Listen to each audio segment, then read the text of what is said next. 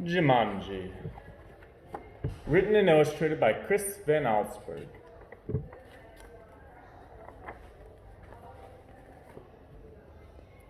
Now remember, Mother said, your father and I are bringing some guests by after the opera, so please keep the house neat. Quite so, added Father, tucking his scarf inside his coat. Mother peered into the hall mirror and carefully pinned her hat in place, then knelt and kissed both children goodbye. When the front door closed, Judy and Peter giggled with delight. They took all the toys out of their toy chest and made a terrible mess, but their laughter slowly turned to silence, till finally Peter slouched into a chair. You know what? He said. I'm really bored. Me too, sighed Judy. Why don't we go outside and play? Peter agreed, so off they set across the street to the park. It was cold for November. The children could see their breath like steam. They rolled in the leaves, and when Judy tried to stuff some leaves down Peter's sweater, he jumped up and ran behind a tree. When his sister caught up with him, he was kneeling at the foot of the tree, looking at a long, thin box. What's that? Judy asked. It's a game, said Peter, handing her the box. Jumanji, Judy read from the box. A jungle adventure game. Look, said Peter, pointing to a note taped to the bottom of the box. In childlike handwriting were the words, free game, fun for some, but not for all. P.S. Read instructions carefully. Want to take it home? Judy asked. Not really, said Peter. I'm sure somebody left it here because it was so boring. Oh, come on, protested Judy. Give it a try. Race you home. And off she ran with Peter at her heels. At home, the children spread the game out on a card table. It looked very much like the games they already had. There was a board that unfolded, revealing a path of colored squares. The squares had messages written on them. The path started in the deepest jungle and ended up in Jumanji, a city of golden buildings and towers.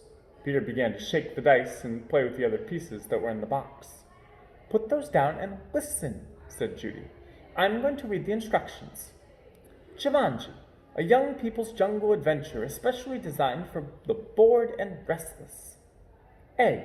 Player selects piece and places it in the deepest jungle. B. Player rolls dice and moves piece along path through the dangers of the jungle. C. First player to reach Jumanji and yell the city's name aloud is the winner. Is that all? Asked Peter, sounding disappointed. No, said Judy. There's one more thing, and this is in capital letters. D. Very important. Once a game of Jumanji is started, it will not be over until one player reaches the Golden City. Ah, big deal, said Peter, who gave a bored yawn. Here, said Judy, handing her brother the dice. You go first. Peter casually dropped the dice from his hand. 7, said Judy. Peter moved his piece to the 7th square. Lion attacks. Move back 2 spaces, read Judy. Gosh, how exciting, said Peter in a very unexcited voice. As he reached for his piece, he looked up at his sister. She had a look of absolute horror on her face. Peter, she whispered, turn around very, very slowly. The boy turned in his chair. He couldn't believe his eyes. Lying on the piano was a lion, staring at Peter and licking his lips. The lion roared so loud it knocked Peter right out of his chair. The big cat jumped to the floor. Peter was up on his feet, running through the house with a lion a whisker's length behind. He ran upstairs and dove under a bed. The lion tried to squeeze under, but his head got stuck. Peter scrambled out, ran from the bedroom, and slammed the door behind him. He stood in the hall with Judy, gasping for breath. I don't think, said Peter in between gasps of air, that I want to play this game anymore. But we have to, said Judy as she helped Peter back downstairs. I'm sure that's what the instructions mean. That lion won't go away until one of us wins the game. Peter stood next to the card table. Well, can't we just call the zoo and have him take the lion away? From upstairs came the sounds of growling and clawing at the bedroom door. Or maybe we could wait until Father gets home. No one would come from the zoo because they wouldn't believe us, said Judy. And you know how upset Mother would be if there was a lion in the bedroom. We started this game, and now we have to finish it. Peter looked down at the game board. What if Judy rolled a 7? Then there'd be 2 lions. For an instant, Peter thought he was going to cry. Then he sat firmly in his chair and said, "Let's play." Judy picked up the dice, rolled an 8, and moved her piece. "Monkeys steal food, miss 1 turn," she read. From the kitchen came the sounds of banging pots and falling jars. The children ran to see a dozen monkeys tearing the room apart. "Oh boy," said Peter. "This would upset Mother even more than the lion." "Quick," said Judy, "back to the game." Peter took his turn. Thank heavens he landed on a blank space. He rolled again. "Monsoon season begins. Lose 1 turn." Little raindrops began to fall in the living room. Then a roll of thunder shook the walls and scared the monkeys out of the kitchen. The rain began to fall in buckets as Judy took the dice. Guide gets lost. Lose 1 turn. The rain suddenly stopped. The children turned to see a man hunched over a map. "Oh dear, I say, spot of bad luck now," he mumbled. "Perhaps a left turn here, then a right turn here. Yes, absolutely, I think. A right turn, or maybe..." "Excuse me," said Judy, but the guide just ignored her. "Around here, then over... over here and around this, yes. Good. But then... Judy shrugged her shoulders and handed the dice to Peter. 4, 5, 6, he counted. "Bitten by tsetse fly, contracts sleeping sickness. Lose 1 turn." Judy heard a faint buzzing noise and watched a small insect land on Peter's nose. Peter lifted his hand to brush the bug away, but then stopped, gave a tremendous yawn, and fell sound asleep, his head on the table. "Peter, Peter, wake up!" cried Judy, but it was no use. She grabbed the dice and moved to a blank. She rolled again and waited in amazement. Rhinoceros stampede. Go back 2 spaces. As fast as he had fallen asleep, Peter awoke. Together they listened to a rumble in the hallway. It grew louder and louder. Suddenly a herd of rhinos charged through the living room and into the dining room, crushing all the furniture in their path. Peter and Judy covered their ears as the sounds of splintering wood and breaking china filled the house. Peter gave the dice a quick tumble. "Python sneaks into camp. Go back 1 space." Judy shrieked and jumped up onto her chair. "Over the fireplace," said Peter. Judy sat down again, nervously eyeing the 8-foot snake that was wrapping itself around the mantel clock. The guide looked up from his map, took 1 look at the snake, and moved to the far corner of the room, joining the monkeys on the couch.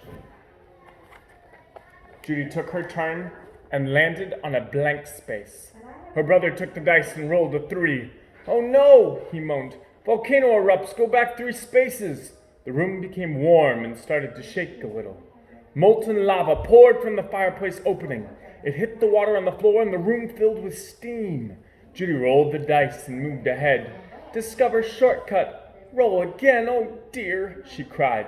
Judy saw the snake unwrapping itself from the clock.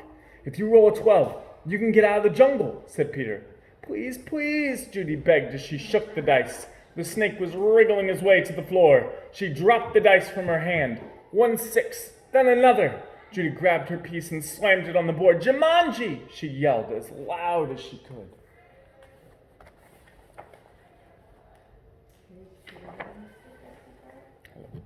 The steam in the room became thicker and thicker. Judy could not see Peter across the table. Then, as if all the doors and windows had been opened, a cool breeze cleared the steam from the room. Everything was just as it had been before the game. No monkeys, no guide, no water, no broken furniture, no snake, no lion roaring upstairs, no rhinos. Without saying a word to each other, Peter and Judy threw the game into its box.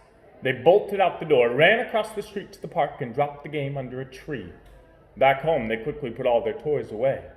But both children were too excited to sit quietly. So Peter took out a picture puzzle.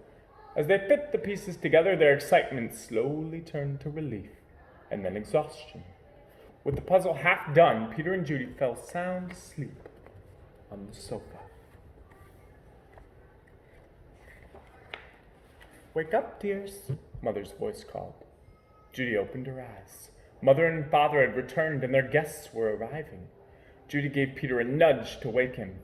Yawning and stretching, they got to their feet. Mother introduced them to some of the guests, and then asked, "Did you have an exciting afternoon?" "Oh, yes," said Peter. "We had a flood, a stampede, a volcano. I got sleeping sickness," and Peter was interrupted by the adults' laughter. "Well," said Mother, "I think you both got sleeping sickness. Why don't you go upstairs and put your pajamas on? Then you can finish your puzzle and have some dinner." When Peter and Judy came back downstairs, they found that Father had moved the puzzle into the den. While the children were working on it, some of the guests, Mrs. Budwing, brought them a tray of food. "Such a hard puzzle," she said to the children. "Daniel and Walter are always starting puzzles and never finishing them." Daniel and Walter were Mrs. Budwing's sons. "They never read instructions either." "Oh, well," said Mrs. Budwing, turning to rejoin the guests. "I guess they'll learn." Both children answered, "I hope so." But they weren't looking at Mrs. Budwing. They were looking out the window. 2 boys were running through the park. It was Danny and Walter Budwing, and Danny had a long, thin box under his arm. The end.